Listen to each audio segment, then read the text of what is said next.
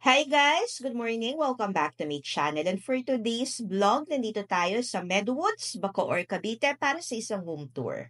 Ang ating ipapakitang unit ay rematado sale. And this is the unit. Ang kanyang lot area ay 90 square meters. Ang floor area naman ay 108.5 square meters. Ito yung kanyang neighborhood.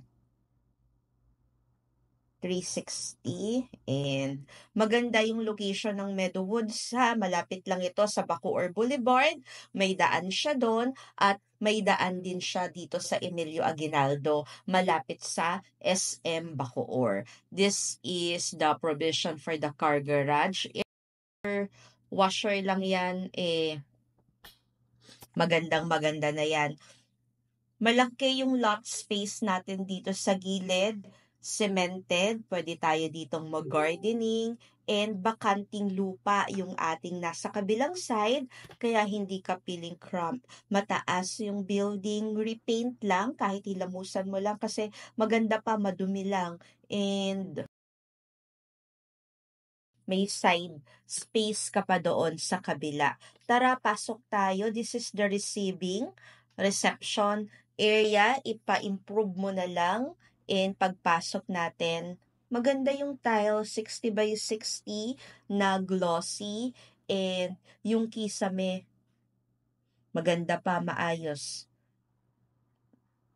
High ceiling. This is the provision for the living room area. Yun lang kasi may mga gamit yung caretaker natin dito. Open lang at natin yung ating creative mind na just in case matanggal na to, ma-interior nyo na to, ay talagang magandang maganda na siya. So for its price na 3.2 million pesos, lipat agad for as low as 20% down payment. Pwedeng-pwede na to kasi ang cost ng mga ganitong bahay, lalo na dito sa Meadowwoods, sa prime location po ito. So this is the kitchen area, open layout lang tayo dito, and this is the toilet and bath. In case ikaw makakuha, ipa-renovate mo na lang tong toilet and bath, tapos ipa-renovate mo yung kitchen. Actually, maganda pa siya. Yun lang talaga yung kisame. Kailangan natin mapaayos yung bubong at saka yung kisame kasi may mga tulo. Dito, here and there. Pero naman, 3.2. Kung sa 20,000 per square meters, lupa pa lang nito, 1.8 na. So, yung building, binili mo lang siya ng 1.4 M. Wow, ang ganda ng hallway. Napakaluwag ha. Pwede ka dito pang maglagay ng maliit na office. And this is the second floor. Meron tayo ditong 1, 2, 3. 3 bedrooms and 1 toilet and bath. So this is bedroom number 1. Naka 60 by 60 na white tiles. Repaint lang at kisame. Malaki yung bintana, walang nakabukas na ilaw, maliwanag.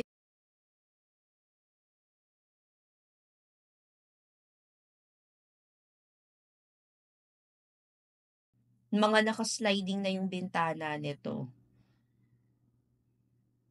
Usually talaga sa foreclose, yan talaga yung mga kisame, yung mga kahoy, at pintura, yan yung ating talagang nire-repair just in case. Pero halos wala ka na talagang makikitang 3 million na single detached dito sa Bacoor, Cavite, lalo na dito sa Meadowwoods. So, tiyaga-tiyaga lang sa pag-aayos. Ayan, concrete yung ating division dito. And kailangan talagang ipa-repair yung kisame tsaka yung bubong. Yun lang naman yung issue. The rest, maayos. And this is the second bedroom. May pa-design siyang ganyan, pa-abstract. And kung hindi mo kailangan ng 3 bedrooms, siguro pwede mo na lang to gawing walk-in closet, office, study area. Ayan. Cute kasi, ayan, may pa-diamond pa yan dito sa gilid. Ang ganda nung space na to. Pwede mo siya maging personal space. Malaki yung bintana. Maganda yung maliwanag kasi yung lote doon sa gilid. Tapos yung space pa ng bahay na ito, open. Kaya maaliwalas. ikaw nang bahalang mag-design, ikaw nang bahalang mag-interior. Dito, eto yung toilet and bath, maganda din yung pagkaka-tiles dito, maganda yung layout din nung paglalagay ng mga kwarto kasi malalaki, lalo na 'tong hallway, 'di ba, hindi siya makitid and eto yung kanyang master's bedroom. Repaint lang talaga and yung kisame puwede mo rin ipapintura. Maganda yung flooring nila dito sa second floor, parang wood style and yan, paulit-ulit ako doon sa high ceiling. So, puwede kang makalipat sa bahay na 'to for as low as 20% spot down payment. Do not worry sa pagpa-process ng inyong mga dokumento dahil kaming bahala dito. Spacious itong master's bedroom, tapos maganda din yung kanyang bintana dito sa gilid. Extended na 'to, harap, likod, talagang na-maximize niya. Ang floor area ng bahay na ito ay 108 square meters. Si ate yung naka-yellow, siya yung caretaker ng bahay. So, by the agency, binabayaran sila dito for allowance. Kaya, do not worry na may nakatira kasi lipat namin sila sa ibang property. So, hindi sila illegal settlers dito. Bali, dalawa yung gate ng Meadowood. Yung gate 1 is yung doon sa may Emilio Aguinaldo, malapit sa Meralco. At sa SM Bacoor, yung gate 2 naman is yung malapit sa Bacoor Boulevard, malapit sa munisipyo ng Bacoor Boulevard. Napakaganda na ng mga development sa side na yon.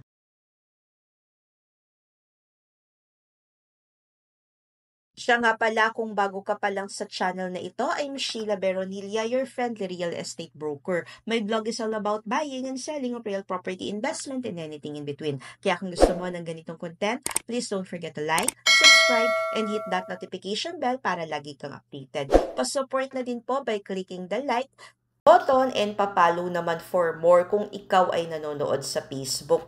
Thank you! For viewing and inquiries and for faster transaction, please direct messages at FB Messenger Sheila Medina Beronilla or contact us at Smart Viber 0908-893-4078. Thank you for watching and keep safe always. Bye! Video natin yung way palabas natin ng subdivision. Nung sa ganun, ma-observe nyo yung community and yung subdivision. Tayo dadaan sa Bacoor Boulevard kasi may pupuntahan pa tayo. So, this is Meadowood, Santol Street. Dire-diretso mo lang yan paglabas mo. Ito na yung papunta ng Bacoor Boulevard. May gate din kasi sila dito and from here, ayan, nakikita mo on may right side is yung Cavite State University. I don't know. Tapos ito, yung kaliwa is yan na yung munisipyo ng Bacoor. From there, 2 minutes lang nandito na kami. Kung papunta ka naman sa kabilang side, may daan din siya via Emilio Aguinaldo. Yan na yung McDonald's, so tapos Jollibee, tapos munisipyo. Kapag kumanan ka, yan naman yung papunta ng Imus. Pag kumaliwa ka, yan yung Nomo papuntang Las Piñas. Papuntang St. Dominic.